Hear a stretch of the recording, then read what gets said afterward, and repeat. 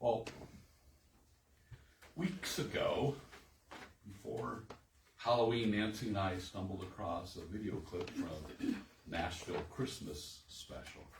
Skit Nate Bargatze played a Christmas angel in a Nativity play where the angel explained to the new mother and new father and the three wise men how people will celebrate the birth of Jesus 2,000 years later, the traditions and such. And Mary and Joseph and the wise men are confused. They're blown away by what people are doing nowadays at Christmas. Their mouths drop in disbelief when the angel starts by explaining everyone puts very large pine trees in their living room, and they decorate them with ornaments and old elementary school glitter projects. And they're dumbfounded when the angel informs them that there are lots of songs about Christmas and that the ones about the Nativity are pretty boring, and that even though Jesus was born in an arid desert, most of the songs are about winter and snow.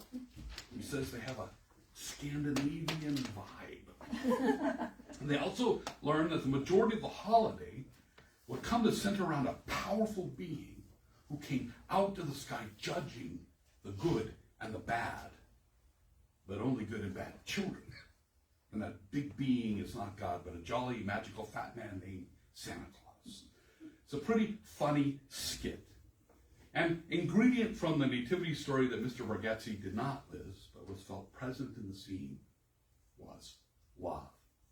And Nancy and I didn't mind seeing a Christmas video before Halloween. Truth be told, we'd already watched a few Hallmark Christmas movies weeks before we saw that Nashville sketch. And Hallmark movies rely a lot on the things that were in Nick Bargatze's Angels list, like trees and winter and Santa and even humor around mistakes and misunderstandings. And love is always a part of the story too. In fact, most popular Christmas movies enjoyed during the season are like that. They're not very often centered on Jesus' birth, but on traditions of trees and snow and such, with mistakes and misunderstandings, and usually some sort of love being needed or sought or provided. And I know there are a few movies this time of year that cover parts of the Jesus nativity stories, like the wonderful one that we'll be watching and discussing in Bible study in December. But most popular holiday movies barely, if at all, flesh out the nativity story. Very few focus on it.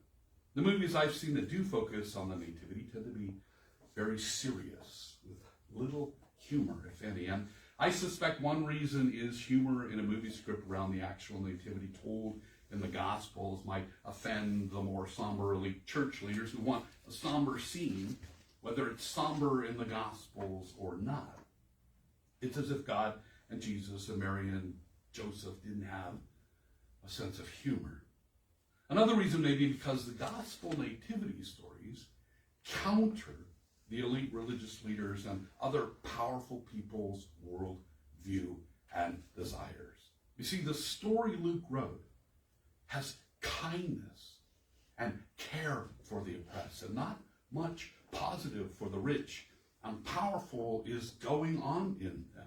A movie script tracking Luke's humor in the Bible, which he put there, not me, might cause protests and boycotts and, ironically, maybe even violence, given the current climate. And while there may be some risk to it, I decided to point out that the biblical nativity stories have an underlying sense of humor in them. And although both Luke and Matthew nativity narratives have that underlying humor, this morning I'm mostly just going to focus on Luke's story. Today is the first Sunday of Advent, and as we heard while the candle was being lit, it's the Sunday of hope. And much of the humor in Luke's nativity narrative ties into hope. It taps into the general sense of the promise of peace and joy and love that God's way offers to all. That's the heart of the good news in general. And Luke goes out of the way to emphasize that peace. And joy and love are especially for those the rich and the powerful oppress and mistreat and exclude. Luke's nativity narrative flips earthly powers notions on their head, which is why I think some elites and powerful people have not liked to hear it for 2,000 years. And that flip is a central part of the story, and it has this edge of humor. Those who are big wigs in the culture, the powerful and the rich, the elite, are not privy to the conception or the arrival of Christ. And this is true even as their oppressive ways unwittingly set the scene. In the story, the elite are not well behaved, and rightly so, they're provided no honors. The story Luke tells has wordplay and irony and images that would have made everyday Joes and Janes smile when the story was first told, as they gave hope. And they still give hope. The same sources of humor and hope that made everyday Joes and Janes in the first century Palestine smile can make today's Joes and Janes smile. The conception of Jesus begins in Luke with God sending the angel Gabriel not to Roman elite, but to a Jewish teenage female virgin. And this would have been funny to anyone in the Roman Empire, because in that time and place, rich and powerful people were the ones who were connected to virgin conceptions in the culture. Rome's legendary founders, the twins Romulus and Remus, were famously said to have been conceived by their mother, a princess, and a vestal virgin, a celibate high priestess, who was impregnated by the god of war, Mars. And those sons of the god twins were abandoned to die, but they survived, suckled by a wolf who nurtured them until they were found by a shepherd. And there's more. Caesar Augustus, who was in power when Jesus was born, had a divine origin story all of his own. His mom was said to have fallen asleep in the temple of Apollo, and Apollo assumed the form of a serpent and impregnated her, resulting in the birth of Augustus. In ancient times, virgin conceptions and heavenly fathers were among the stories told about the elite's cultural heroes. The poor peasant convicted and executed by them person would not have been included among those heroes. It would have likely also seemed funny that a star was affiliated to that poor peasant rabbi, because a star appearing in the night was connected to Julius Caesar's death, and then Caesar Augustus used it to claim divine, heavenly affiliations for all the Caesars of Rome. Augustus' father was also said to have a dream that connected Augustus to the rising sun, and as a son of a god, Augustus was considered at the time the coming light of the world.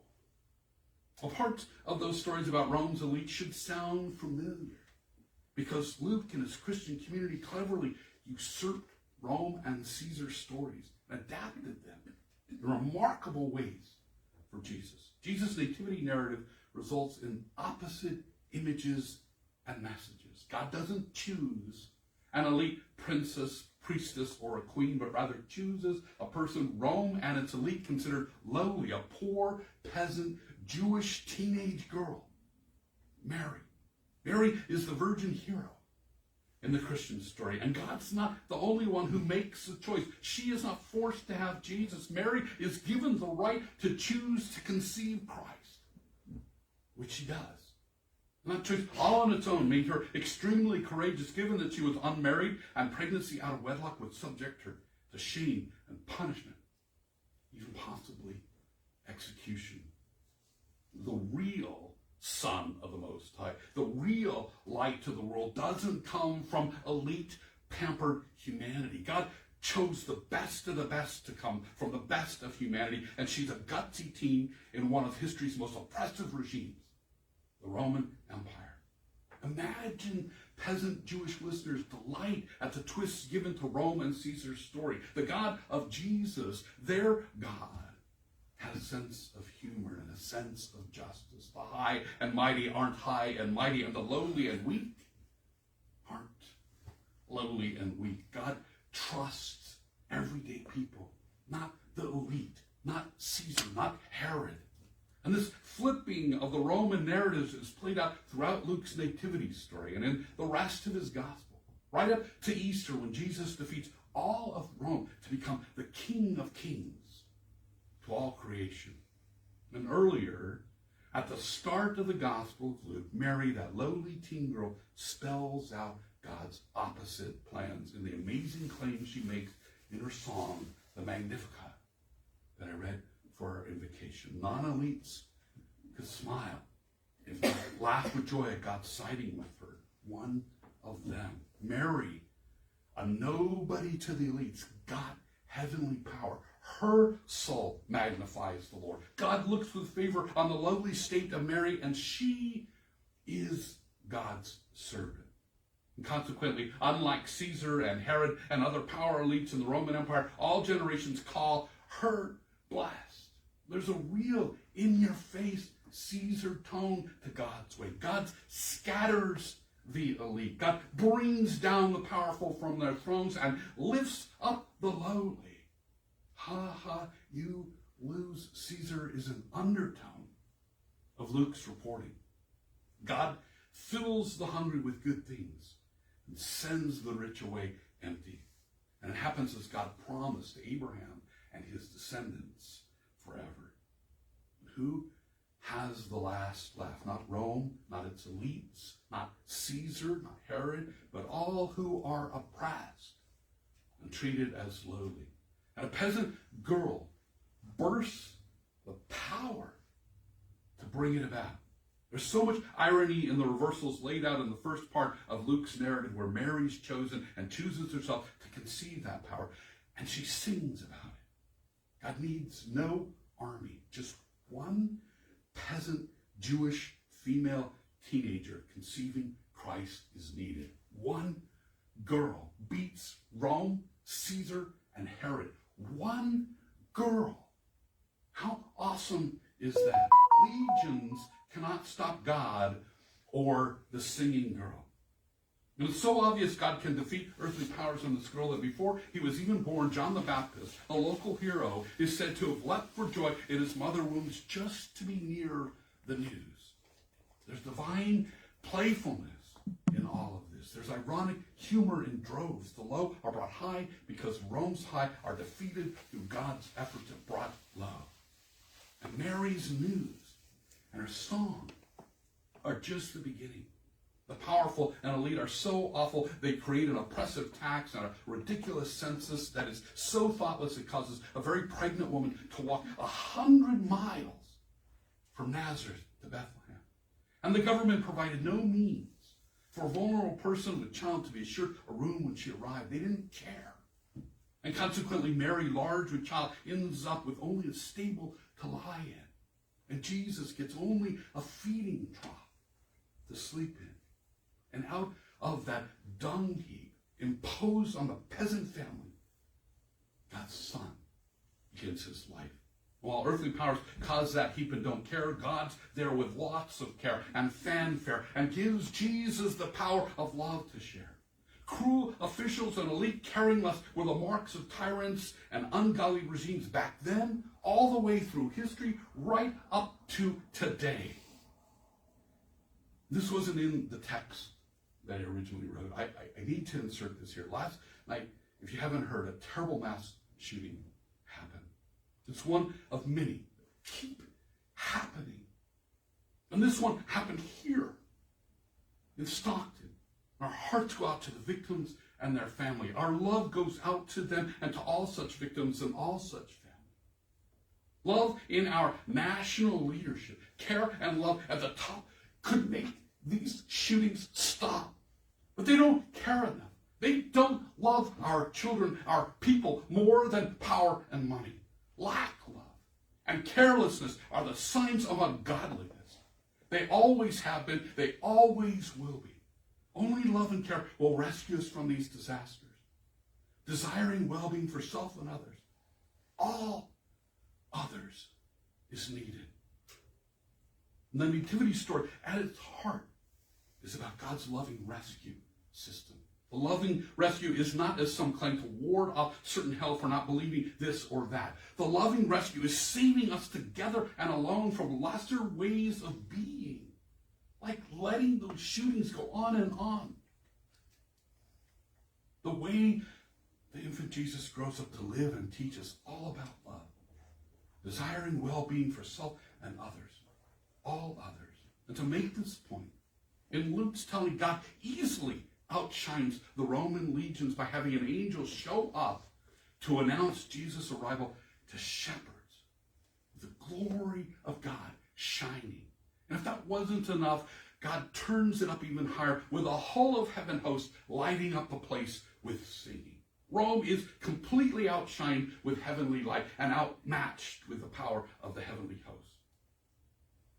And we've so romanticized the scene, we don't realize anymore that the shepherds in Jesus' day were considered dirty and criminal and outcasts. Shepherds were the farthest people from Caesar and his elite. No civilized person wanted to be near shepherds.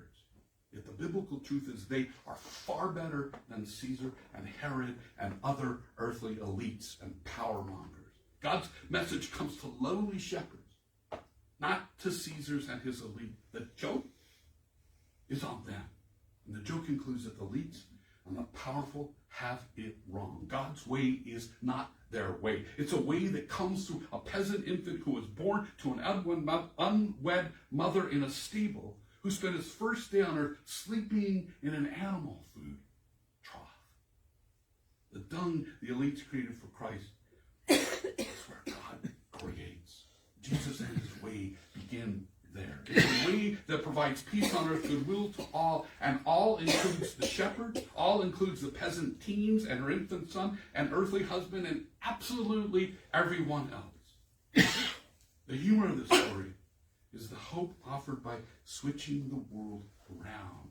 The world's almighty are outshined, they're outmatched, they're outpieced, and they are ousted as the winning way. The winning way starts with a teenage mom and her wee lad, and is backed by loving non-elites and enormous God of love. It is the way of peace on earth, goodwill to all. It's a wonderful story, and God made sure to put some humor in it and filled it with love and hope, much hope. And that love and that hope can stop mass shootings. We just need to elect people who care, people who love, people who will act for all of our well-being, no matter what party